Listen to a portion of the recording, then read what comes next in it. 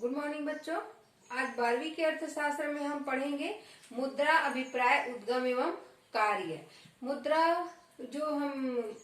मुद्रा जो है हमारे आय व्यय का साधन है, हमारे आदान प्रदान का साधन है। हम किसी भी वस्तु को खरीदने के लिए मुद्रा का सहारा लेते हैं, बेचते हैं तब भी मुद्रा का सहारा लेते हैं। लेन देन का हमारा वो साधन होते हैं।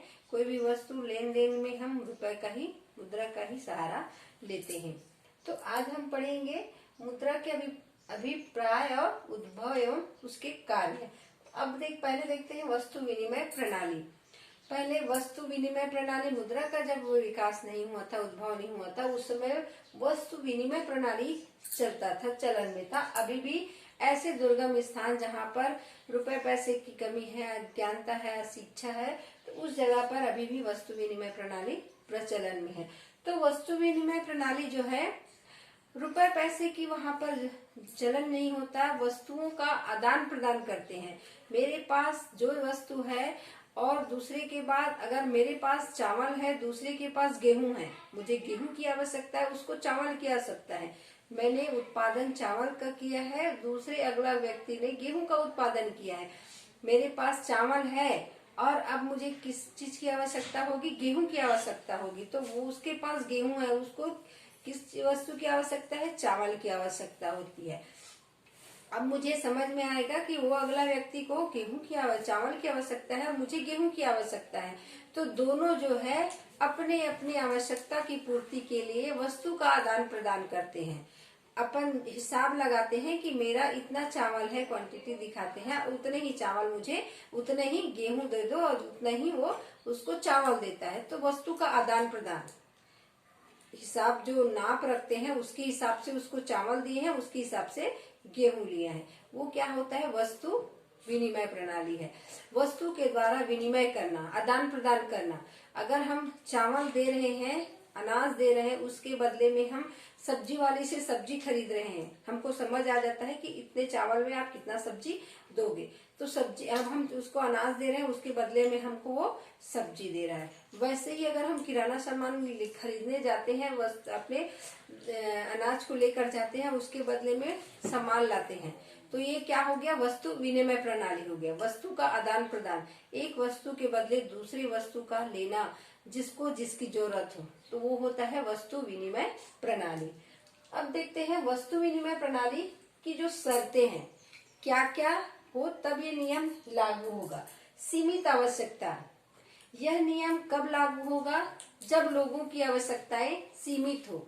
असीमित नहीं, सीमित आवश्यकताएं, जो जिस व्यक्ति को ज्यादा जरूरत नहीं हो, मतलब जिसकी आवश्यकताएं सीमित हो, रोटी कपड़ा यहाँ तक सीमित हो, उसे और ज्यादा चीजों की जरूरत नहीं हो, बस वो खाने के लिए, क्योंकि ज्यादा वस्तु का आदान प्रदान नहीं होता। अगर हमें एसी की आवश्यकता है, कूलर की आवश्यकता है, फ्रिज की आवश्यकता है, टीवी की आवश्यकता है, तो वो वस्तु आदान प्रदान में नहीं होगा। उसके लिए हमको सीमित आवश्यकता होनी चाहिए। ये सब चीज की आवश्यकता नहीं है, हमको सिर्फ खाने की वस्तु चाहिए।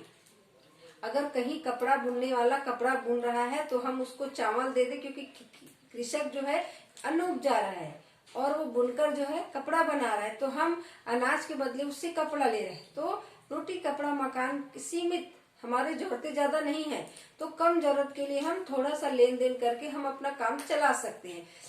व्यक्ति की आवश्यकता अगर सीमित हो तभी यह नियम वस्तु विनिमय प्रणाली चल सकता है। दूसरा है सीमित विनिमय क्षेत्र, जो आदान प्रदान का क्षेत्र है, जो हम लेन देन का क्षेत्र करते हैं, वह क्षेत्र भी सीमित होना चाहिए। कम क्षेत्र में हो तभी यह संभव हो सकता है, क्योंकि कम क्षेत्र में हम लोगों को जानेंगे।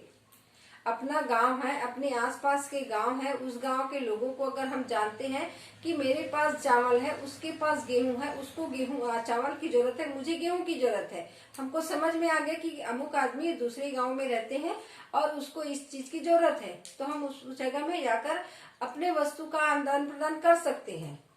और अगर दूर है, रायपुर में रह रहा है, दूर में रह रहा है, तो उस व्यक्ति को हम जानेंगे क्या, नहीं जानेंगे। तो दूर क्षेत्र के लिए यह संभव नहीं है, सीमित क्षेत्र के लिए संभव है।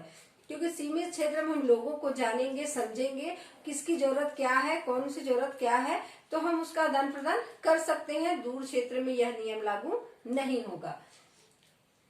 तीसरा है आर्थिक दृष्टि से समाज का पिछड़ापन। जो क्षेत्र आर्थिक दृष्टि से पिछड़ा हुआ है, जिस क्षेत्र में तरक्की नहीं हुआ है, मुद्रा का प्रचलन नहीं हुआ है, विकास नहीं हुआ है, उसी क्षेत्र में यह संभव है, क्योंकि उस क्षेत्र के लोग ज्यादा पढ़े लिखे नहीं होते, कम उनकी जरूरतें होती हैं, आवश्यकताएं कम होती है, तो वो ज्यादा बाहर की दुनिया देखे नहीं रहते, चकाचौंध देखे नहीं रहते, सुख सुविधा की आदत नहीं होती, तो ये सब चीजों का उपयोग वो कर सकता है। चौथा दिया है अशिक्षा एवं अज्ञानता। जिस क्षेत्र में अशिक्षा है, अज्ञानता है, उनको मुद्रा की हिसाब किताब वो नहीं जान पाता, नहीं कर पाता। ऐसे क्षेत्र में वस्तु का आदान प्रदान होता है, क्योंकि उनको पैसा गिनना, पैसे का हिसाब रखना वो नहीं जानते। वो अपना नाप रख लेते हैं, नाप में अपना दल बदल सामानों को करते हैं, और उसको ज्यादा हिसाब नहीं आता, उनको वो पढ़े लिखे नहीं रहते, उनकी जरूरतें सीमित होती है, तो उन क्षेत्रों में वस्तु विनिमय प्रणाली प्रचलित है। अब देखते हैं वस्तु विनिमय प्रणाली के गुण क्या क्या है। परस्पर संपर्क।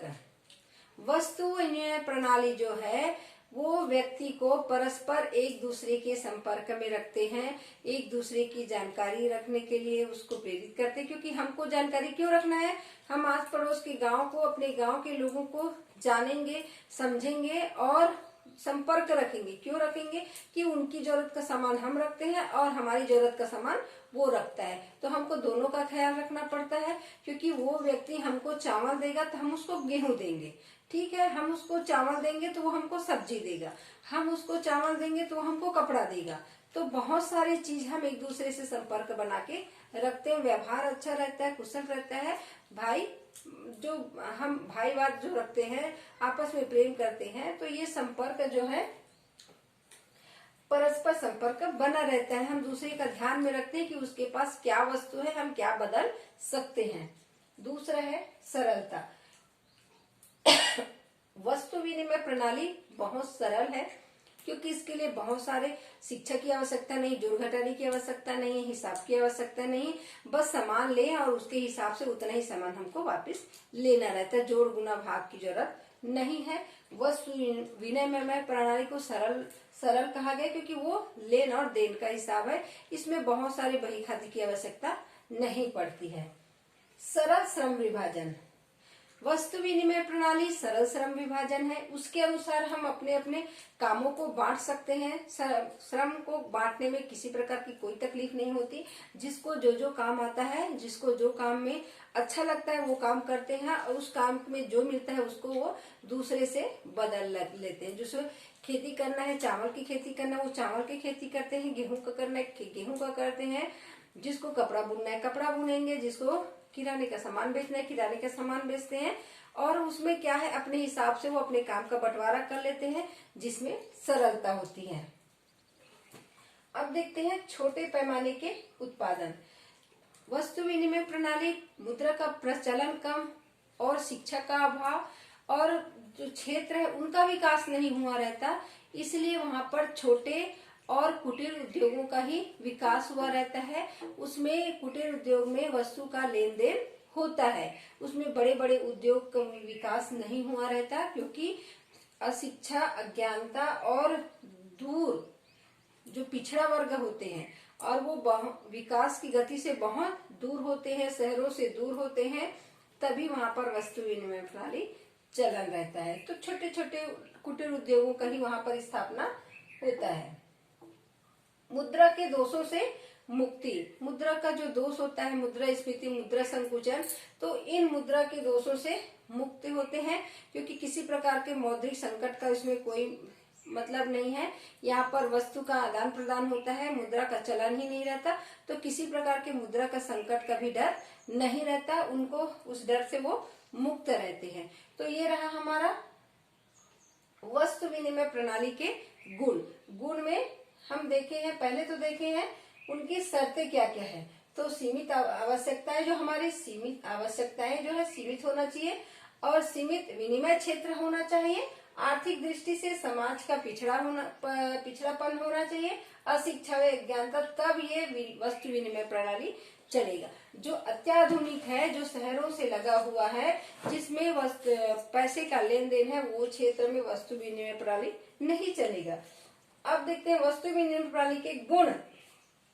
गुण में हम देखे हैं कि गुण क्या है उसके, जो हर का गुण और दोष रहता है, जिसमें गुण है परस्पर संपर्क बना रहता है, हर व्यक्ति एक दूसरे से जुड़े रहते हैं, सरलता होता है, किसी को भी वस्तु आदान प्रदान करने में किसी प्रकार की कोई कठिनाई नहीं पड़ती, सरलता से कर सकते हैं, सरल श्रम विभाजन होता है, हम श्रम विभाजन को भी बांट सकते हैं, अपने अपने इच्छा अनुसार कोई भी कार्य कर सकते हैं, जिसको हमको आसान हो, हम उस कार्य को और अच्छे से बेहतर ढंग से कर सके, उस कार्य को हम करते हैं।